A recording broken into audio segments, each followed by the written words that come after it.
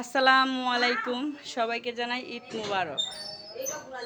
আশা করি সকল বন্ধুরা আমার ভালো আছেন। ভাবলাম আজকে একটা ভিডিও নিয়ে আসি, অবশ্য সেজে গুজে একটা ভিডিও দিতে চাইলাম, দিতেছি। সব থেকে বড় খুশির বিষয় হলো আমার গাছে একটা গোলাপ ফুটে আছে। কত সুন্দর দেখেন, ঈদের দিনে একটা গোলাপ খুবই সুন্দর। অবশ্য গোলাপটা খুবই সুন্দর লাগছে। আপনার বউকে গিয়ে দিবেন গোলাপটা? যদি দেন তাহলে 100 টাকা দেন, দিয়ে দিই। ভাই গোলাপের দামটা আছে 20 টাকা।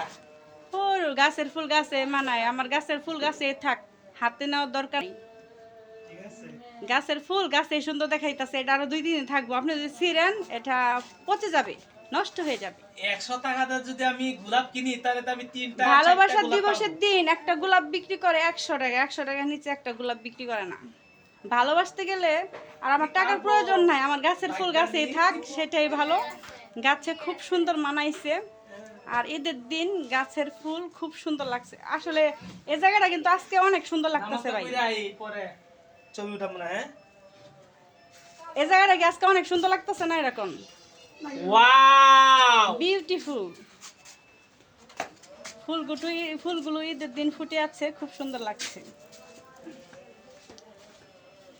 আবার মরিচ গাছে ফুল আসতেছে, বৃষ্টি পাইয়া গাছগুলো খুব সুন্দর হচ্ছে। এই যে দেখেন,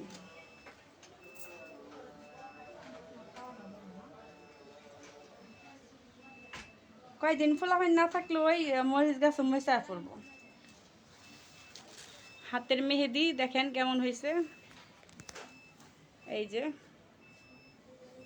সবাই কমেন্টের মাধ্যমে জানাবেন কেমন হয়েছে।